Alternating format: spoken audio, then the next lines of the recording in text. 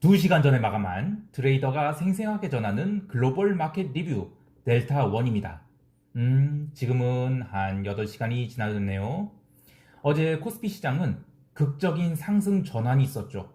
굳이 파생을 하시는 분이 아니더라도 어제 시장 흐름에서는 고수분들마저 리마인드를 할 수 있는 시장이 중요한 요소들이 있었습니다. 그리고 글로벌 시장은 따로 국밥으로 움직였는데요. 그래도 키워드를 이야기하자면 변동성 매도였습니다. 해외 시장도 뭐 초보가 됐던 고수가 됐던 많은 것을 느낄 수 있는 시장이었죠. 트레이더의 시각으로 생생하게 마켓 리뷰해 드리겠습니다. 자, 아시아 세션부터 갑니다. 이틀간 해외 시장이 아랫꼬리를 길게 달고 올라왔기 때문에 원칙적으로는 우리 시장은 강세 출발을 할 가능성이 컸는데 보합 출발을 했죠. 그래도 롱 흐름이 강했어요. SK 하이닉스 같은 게 초반부터 막 달리기 시작했죠. 또 콜옵션을 누가 그렇게 사댔어요. 그런데 시종 매매, 그러니까 시가에 잡아서 종가에 청산하는 그런 트레이더들을 손절시키기 위해서 초반에는 페이크성 흔들림이 몇 번 있었지만 그래도 처음 1시간은 나름 강했다라고 할 수 있습니다. 그리고 오전장부터 누가 그렇게 콜옵션을 사대는 것인지 웃긴 것은 콜옵션을 누가 막 사대니까 콜 고평가가 일어나잖아요. 그러면서 이제 컨버전이 들어옵니다. 그래갖고 지수가 한 418 위로 나가면 이번에는 이 변동성 매도가 막 들어와요. 그러면서 선물은 위로 가려는데 콜옵션은 확 뭉개지고 아유 시장 판때기 보고 있으면 별게 다 보입니다. 아무튼 419선을 여러 차례 넘기려고 했지만 살짝 넘기려고 그러면 변동성 매도로 옵션 가격 확 뭉개지고 그래서 점점 고점이 낮아지더니 마켓 컨센서스 자체가 홍콩 시장 오프닝을 기다리자 그런 분위기로 바뀌었어요. 그리고 나서 홍콩 시장 전산장이 시작되는 10시 15분에는 코스피가 더 이상 못 오르고 위쪽에서 아래쪽으로 돌리게 되죠. 근데 특이했던 것은 오늘 선물 시장의 드라이버들이 그닥 적극적인 매매를 한 게 아니에요. 즉 10시 15분까지 흐름은 그냥 일중 매매자들이 치고받고 한 의미 없는 흐름이었고 진짜 플레이어들은 홍콩 시장 오픈하고 아래로 밀 때 같이 따라가서 밀었는데 파생 시장 전체를 놓고 보면 외국인들은 선물 매도를 강화하면서 홍콩 시장이 바닥이 나오던 10시 35분까지 숏으로 따라갑니다. 그리고 거기서 롱으로 돌려요. 그런데 이 파생을 하는 슈퍼개미들은 좀 다르게 행동했죠. 같이 시초가부터 숏포를 잡았다가 홍콩 시장 초반 하락이 강화될 때 풋옵션 볼이 확 살렸거든요. 그때 이제는 외국인들이 외곽역 풋을 확 매수를 합니다. 근데 거기에 개인들은 선물 매도, 풋 매도를 적극적으로 늘려가면서 야 변동성 폭발은 없어. 그렇게 선언을 해버리죠. 어쨌든 개인과 외국인이 홍콩 시장이 하락 출발을 해서 시초가부터 선물 매도 베팅을 했어요. 그래서 시장은 오전부터 베이시스가 점점 나빠지더니 11시 35분에 무려 마이너스 2포인트대의 베이시스를 기록하게 되죠. 또 하나 재미있는 것은 그쯤 되면 선물 미결이 줄어들고 해서 언더슈팅이 기록됐는데 어제는 반등이 시작된 12시 이후로 미결이 줄어들게 됩니다. 그리고 그 뒤로 선물 베이시스도 빠르게 개선되고요. 그러니까 어제 오늘 선물 미결제 약정을 늘린 주체들이 시장이 아래쪽을 테스트하기 위해서 매매를 한 것으로 보입니다. 그래서 바닥 확인을 하고 나서는 12시부터는 이제 선물 매도 공급을 걷어버리면서 미결제 약정 줄이고 또 지수도 점진적으로 상승하게 되는 겁니다. 자, 그리고 오후 1시 35분 여기도 또 재미있는 현상이 일어나죠. 오늘 시장을 대응하는 방법이 외국인은 선물 매도를 했다가 걷었지만 풋옵션은 장마감까지 매수를 했거든요. 근데 개인은 선물 매도를 따라가면서 변동성이 터진 풋옵션을 열심히 매도를 했습니다. 자, 그러니까 오늘 하루만 놓고 보면 파생 시장에서의 그 슈퍼개미들은 정말 훌륭한 매매를 한 겁니다. 그러나 이 변동성 매도만으로는 델타를 커버할 수 없는 지경에 도달하게 되죠. 그래서 1시 35분에 개인이 선물 매도를 확 줄입니다. 그래서 이제 베이시스가 그 뒤로는 갑자기 좋아지게 되면서 콜옵션도 급등하게 됩니다. 물론 그 콜옵션은 환매에 의한 콜옵션 상승이라서 오래 갈 일은 아니라고 보지만 아무튼 종가상으로는 외곽역 콜옵션들이 확 살아나서 끝나게 됐습니다. 자, 시장 정리를 해보면 코스피 시장은 지난 17일과 18일에 베이시스를 악화시켜가면서 선물 매도를 쳐댄 녀석들이 드디어 410이라는 중요한 바닥을 확인시켜 준 다음에 포지션을 거뒀다라고 할 수 있겠습니다. 자, 그런데 여기서 뭘 배울 수 있느냐? 그리고 고수분들은 알고 계시겠지만 좀 리마인드를 할 수 있는 부분이 있어서 그것에 대해서 이야기를 해보고자 합니다. 상당수의 특히 이제 파생 전문가라고 하는 분들이 고점과 저점을 아주 자신 있게 예측을 하십니다. 게다가 일목균형표를 좋아하시는 분들은 시간도 맞추려고 해요. 그런데 미안한 얘기지만 저는 이렇게 생각을 해요. 전쟁을 하는데 이 적군이 어디까지 쳐들어올지를 맞추고 게다가 그들이 공격했다가 퇴각하는 시간까지 맞추려는 그야말로 하느님만이 아실 수 있는 것을 줄 같은 거 쫙쫙 긋고 자, 봐, 기가 막히지? 선물이 몇십 몇 분에 저점 땡땡땡점 땡땡 찍고 반등할 거야. 자, 봐, 내 말 맞지? 이런 이야기를 하고 있으니까 참 어떻게 인간이 신을 앞서겠다는 건지요. 제가 전쟁의 비유를 했는데 파생시장은 정말 전쟁터예요. 선물 미결제약정이라는 것은 이 참전하고 있는 전투병 숫자라고 봐야 됩니다. 롱포들과 숏포지션들이 자리 싸움을 하는 것이죠. 물론 절대적으로 이 글로벌 GDP가 그로스하고 있고 또 M2 증가가 있으니까 유리한 건 롱포예요. 그러나 단기적으로 전투에서는 숏포들이 승리할 때가 있죠. 그리고 숏포의 기세가 최근에 굉장히 강했죠. 그 강하다는 것은 베이시스를 통해서 알 수 있고요. 자, 그래서 롱포들은 전략적으로 후퇴를 결정합니다. 그러다가 더 이상 밀리면 안 되겠다고 하는 자리에 근접할수록 전투병들을 늘리겠죠. 막 그게 미결제약정이 증가입니다. 그리고 숏포들도 마냥 숏을 쳐질러 댈 수 없는 게 있어요. 뭐 그날 현물을 대량 매도할 계획이 있다면 모를까 이미 매도 포지션을 쌓아놓고 나서 이익 실현을 준비해야 되는 입장에서는 당일에 쌓을 수 있는 포지션이 그릭스를 계산해야 돼요. 숏포를 쌓는다고 해도 콜옵션을 마구 팔 수 없어서요. 콜옵션을 팔면서 숏을 쌓는 거랑 풋옵션을 매수해서 숏을 쌓는 것은 입장이 전혀 다릅니다. 아무튼 오늘은 외국인 현물 매도가 3천억밖에 안 나왔고 그래서 현물 매도로 시장을 눌렀다라고 할 수는 없습니다. 그러니까 지난 이틀간 끌어오던 선물 숏 포지션이 한계를 테스트하고 이익을 극대화해서 청산하는 흐름이었다고 할 수 있겠어요. 그래서 그들도 사실은 어디가 저점일지 모르는 거예요. 거래 상대방인 롱포들이 어디까지 후퇴할지 그리고 언제까지 후퇴할지를 어떻게 알겠어요. 다만 승자의 기준에서는 이만하면 퇴각해야 됐다라고 하는 상황들이랑 시간들이 있을 거예요.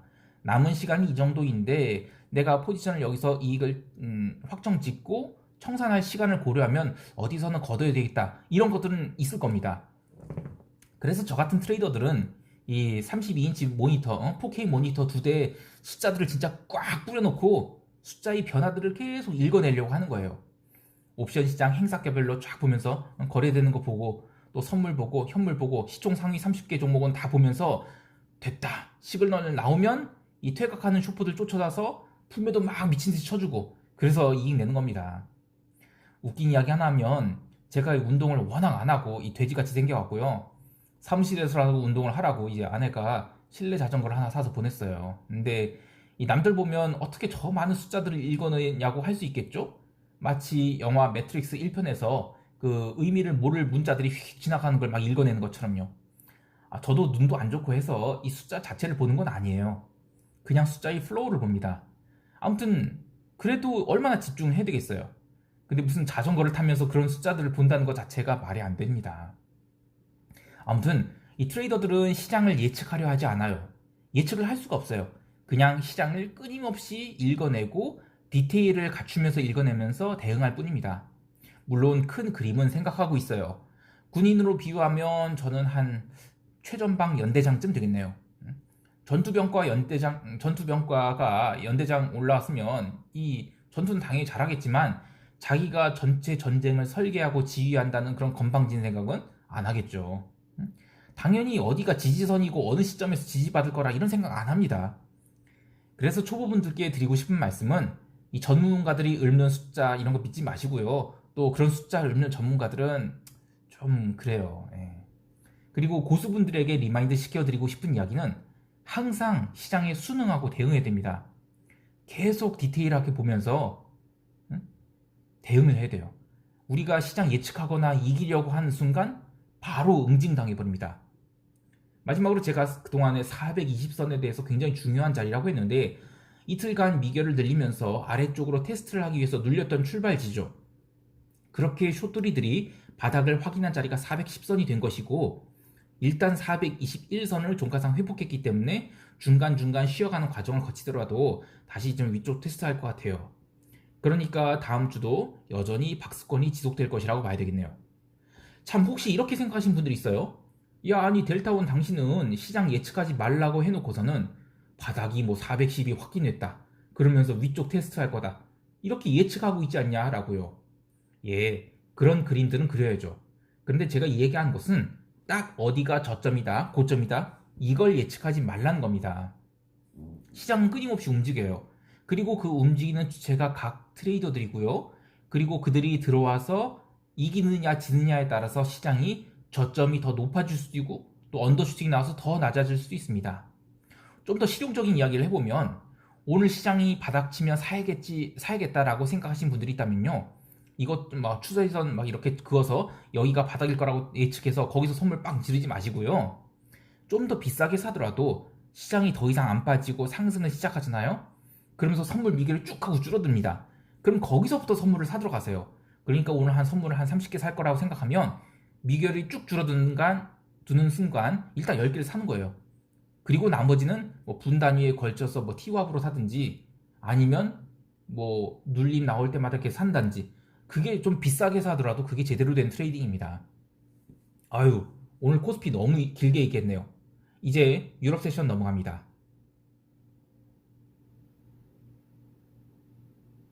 유럽은 오늘 옵션 만기일이라서 장 초반에 증시는 참 징그럽게 안 움직였죠. 독일 보시면 위아래 꼬리 처음 엄청 달다가 아래로 살짝 누릅니다. 그런데 딱 그 눌림 이후에는 계속 변동성 매도가 들어오면서 아 위쪽으로 마감시키겠구나 싶었죠. 결국 만기는 닥스 기준 14,000포인트에 딱 맞춰서 끝냈습니다. 뭐 개별 종목이 어떻다느니 이야기할 것도 없었어요. 그냥 어제는 유럽 증시는 변동성 매도장이었다 이겁니다. 경제 지표로는 제조업 PMI 발표가 있었는데요. 독일 같은 경우에는 아주 서프라이즈하게 나왔죠. 근데 증시는 PMI 발표 이후에 확 밀려요. 물론 PMI 발표하고 나서 밀렸다가 다시 그냥 싹 올립니다. 통화시장만 계속 강세로 반응을 했습니다. 이어서 발표된 유로존 제조업 PMI도 굉장히 잘 나왔죠. 유로화는 계속 거기서 에딩을 했습니다. 그래서 쭉 올라왔죠. 그런데 통화시장은 나중에 미국 세션에선 상승폭 다 줄여요. 딱 올라올 자리까지만 올랐다가 쉬어버린 그런 변동성 매도장이었습니다. 반면 통화시장에서 일부 통화가 좀 의미 있게 움직였고 또 상품 시장에서도 의미 있는 흐름들이 있었죠. 오늘 오지달러가 아주 급등을 했습니다. 하루 만에 1.3%가 상승을 하면서 신고가를 쳤는데요. 구리를 비롯해서 이 인더스트리얼 메탈들 이게 폭등을 하면서 급등을 했어요. 오지달러는 저렇게 급등을 했다 하더라도 당분간 계속 롱포를 봐야 한다는 이야기입니다. 구리도 아시아 세션에서 뭐 홍콩 시장 눌릴 때는 좀 눌렸지만 반등하면서 함께 달리기 시작하더니 LME 세션 오픈하면서 또 한 번 달리고 또 그 뒤로 뉴욕의 그 커맥 세션 오픈하면서 또 달리기 시작하더니 LME 마감 때는 톤당 8,910달러까지 달렸어요. 뭐 무조건 9,000달러 넘긴다는 얘기죠. 일각에서는 10,000달러 이야기도 하고 있는데 사실 좀 경계해야 될 부분은 약 1년 전, 그러니까 3월달이죠. 작년 3월달 코로나의 첫 공포때의 자리에서 거의 더블 자리까지 왔거든요. 근데 요거는 좀 신경 써야 될 부분입니다. 헌데 구리를 숏? 아이고 이런 건 꿈도 꾸지 마셔야죠. 또 실버 이야기도 안 할 수가 없는데요. 실버는 제가 어제 숏을 좀 생각할까 했다가 오늘 아침 아시아 전산장 시작을 하면서 바로 마이너스 4%에 근접한 언더슈팅이 나왔습니다. 물론 이것은 아시아 전산장이라서 이 호가 부족으로 일어난 거라 보지만 홍콩 세션 시작하고 나서도 뭐 초반에는 약했으니까 계속 못 올라왔어요. 그러다가 이제 홍콩 올라오고 또 LME 세션부터 오픈 전부터 구리가 올라오니까 실버도 같이 반등이 나왔죠. 그러면서 나중에는 코맥스 세션 때 커버링까지 나오고 해서 급등해서 마감을 했습니다. 하지만 일주일 내내 보면 실버는 제자리였어요. 그리고 골드 이야기도 하고 싶은데요. 토요일 새벽에 CFTC의 골드 투기적 넷 익스포저가 발표됐어요. 25만 계약에서 23만 계약대로 줄어들었죠. 근데 이건 안 좋은 이야기인 게 인플레 해지로서 이 골드의 롱포를 갖고 있었던 애들이 철수를 하고 있다는 얘기입니다. 물론 일부에서는 그 비트코인에 대한 관심이 증가를 해서 그 리얼 인플레이션 해지 상품인 골드에 대해서 익스포저가 줄어들었다? 야, 이건 조금 오바죠. 저는 사실 진짜 제가 무덤에 들어가기 전까지는 비트코인은 자본주의 역사에 남을 역사적인 프로데라고 생각합니다. 아무튼 이 골드는 계속 올라오려고 했던 것을 얻어맞았어요. 마지막으로 기름은 역시 배신자 사우디가 계속 매도 엣지 늘리고 또 텍사스 한파가 좀 가라앉으면서 날씨 여파로 오버슈팅한 부분은 좀 내려와서 $60 언더로 내려왔게 됐습니다. 자, 그냥 유럽 시장 정리하면 증시는 만기 효과로 의미 없이 변동성 매도가 나와서 14,000에 마감시켰다. 그리고 통화도 상품 시장 강세 그리고 그렇게 연결된 오지 달러의 강세 외에는 뭐 그냥 의미 없는 반등이었다. 그렇게 보고요. 그리고 아시아 경기 활황을 대변하는 구리 가격 강세 외에는 나머지 상품들도 쉬었다라고 보면 되겠습니다. 이제 미국 세션 가볼까요?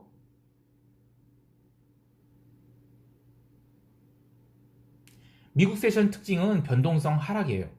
뭐 채권 가격이 어떻고 증시가 어떻고 이런 걸 다 뒤로 하고 변동성 하락이 가장 중요한데요. 이 왜 변동성 하락을 중요하게 생각하냐면 이것은 시장 참여자들이 걱정을 안 하고 있다는 가장 강력한 증거이기 때문입니다. 구체적으로 살펴보죠. 우선 아시아 세션에서 바닥을 찍으면서 미국 지수 선물도 제법 눌렸어요. 그런데 홍콩이 쫙 반등에 성공하면서 미국 지수 선물들이 정말이지 조정 한 번 없이 점진적인 상승을 시작을 해요. 시간 대비 상승폭 자체는 크지 않았지만 중간에 조정이 전혀 없었다는 점이 특징이 되겠습니다. 그래서 제가 변동성 하락이 메인 키워드라고 주장하는 겁니다. 그렇게 본장을 갭 상승 출발하고 나서 미국 시장은 처음에 나스닥 중심으로 차익 실현 매물들이 나왔습니다. 하지만 매물 폭탄이 막 쏟아지고 그런 건 아니고요. 야, 좀 쉬자 하는 점진적인 매도가 나왔죠. 반면에 러셀은 한참 머무대다가 러셀 구성 종목들 중 일부에 강력한 매수세가 들어오면서 시장을 쭉 끌어올렸습니다. 근데 왜 러셀만 올렸냐라고 하면 시장의 메인 키워드가 변동성 매도라고 했죠. 그런데 러셀은 최근에 과하게 눌렸습니다. 그래서 그 눌린 부분 중 일부를 돌려놨다. 이렇게 해석해야 될 것입니다. 자, 그리고 채권 시장 얘기를 해보죠. 어제 또 10년 국채를 비롯해서 장기 채권들이 언더슈팅이 났어요. 그런데 지수가 하락한 폭은 솔직히 말하면 아무것도 아닙니다. 시장은 이런 압력을 주고 있는 것 같아요. 채권 시장에서는 Hey Fed, 네 YCC 안 할래? 할 때까지 밀어붙여 본다 이거고, 주식시장에서는 Hey Fed, 채권쟁이들이 짜증낸다. 네 뭔가 해결책 제시할 거지? 그때까지 롱은 좀 쉬어갈게 이겁니다. 미국 본장 발표 시작하고 나서 발표된 그 제조업 PMI나 서비스업 PMI는 나쁘지 않게 나왔어요. 근데 이게 시장을 뭐 땡기거나 뭐 흔들거나 한 요소는 아니었고요. 다만 아까 이야기한 이 개별 시장 참여자들이 연준에 요구할 이 압력을 키우는 재료로 해석되는 걸로 봐야 되겠어요. 그러니까 증시가 위로는 뚜껑이 닫히고 아래로는 약간 신경이 쓰이는데 손 내밀고 있는 상황입니다. 예. 0시에 발표된 주택지표 잘 나왔어요. 집값 상승 중이고 인플레 지속이죠. 개별 종목 보면 오늘 제약바이오 싸그리 얻어맞고 금융주는 금리 상승을 따라가서 아주 훈훈하게 올랐습니다. 그리고 하나 더, 그 디어라는 주식이 무려 9.91%가 올랐어요. 이게 신고가입니다. 실적이 잘 나왔어도 그런 거지만 이것도 이 내러티브 거기다가 실적이 받쳐주는 그런 종목입니다. 미국처럼 대규모의 농사를 짓는 곳에서는 농기계가 대단히 중요한데 작년에 코로나 이슈로 노동자를 구하기 어려워서 IT 솔루션이 접목된 농기계가 히트를 쳤다고 하는데요. 몇 년 전에 개봉됐던 이 인터스텔라라는 영화 기억하실지 모르겠어요. 이미 거기에 힌트가 나와 있죠. 농약은 드론이 치고 지상에서 이 트랙터는 원격 조정되거나 AI가 알아서 이 로봇 청소기 마냥 자기 테리터리를 파밍하는 그런 거죠. 그게 이제 미래의 일이 아니라 현실이 된 겁니다. 그런데 디어는 코로나 이전의 주가에 따블도 안 났어요.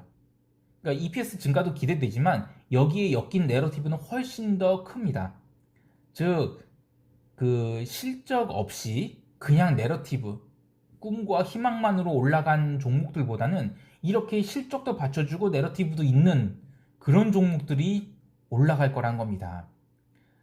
제가 뭐 개별 종목 피킹은 못하죠. 못하는데 어쨌든 작년에 그 꿈과 희망이 섹터에서 이제 실적도 받쳐주고 내러티브도 있는 그런 종목들로 옮겨갈 것 같아요.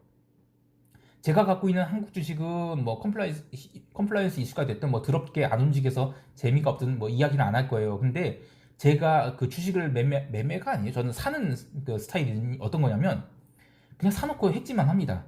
대신 개별 종목 익스포저는 상당히 커요.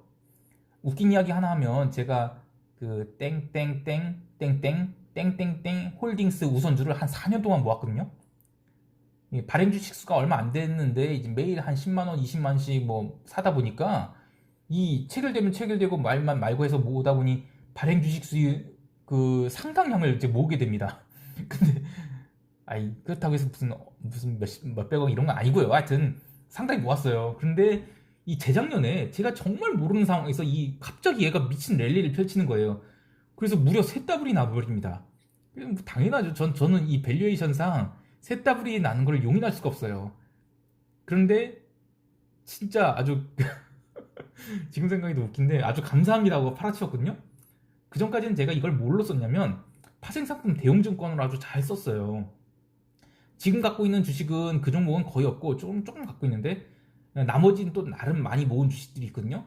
이것도 계속 사서 대용 설정하고 있어요. 그러면서 이걸로 옵션 매도도 하고 선물 매매도 하고 또 크레딧 박스 만들어 갖고 뭐 현금 빼갖고 해외 선물도 하고 이런 식으로 이젠 이따가 이 내가 갖고 있는 주식이 나도 모르는 이유로 또 내가 기대했던 이유가 실현되면서 폭등을 하잖아요. 그러면 감사합니다 하고 줄입니다. 그리고 또 다른 스토리를 생각해갖고 주식을 모으기 시작해요. 근데 아무튼 제가 주식하는 그 트레이딩은, 아니, 그 주식하는 거는 굉장히 텀이 깁니다. 그래서 제가 사는 주식을 남들한테 추천할 필요도 없고, 추천해도 먹히지도 않고, 그래도 이게 저를 오랫동안 먹여 살린 방법이에요. 그래서 여러분들께 이야기하는 게, 주식은 트레이딩 하는 게 아니라 인베스팅 하는 것이다. 그리고 파생이나 해외 선물이 트레이딩이 대상이다. 라고요. 아이고, 오늘 제가 말이 너무 많았네요. 시장 총평할게요. 글로벌 시장의 키워드는 변동성 하락이에요. 우리 시장도 어제 기록한 V코스피 30포인트는 또 당분간 고점이 될 것 같아요. 대신 변동성이 줄어들게 되면 장중 매매에서 먹을 게 없죠. 그리고 거래하시는 분들은 아시겠지만 시장의 호가가 점점 말라가는 것 같아요. 하지만 어떤 구간에 도달하면 또 매물이 검단 쏟아지겠죠?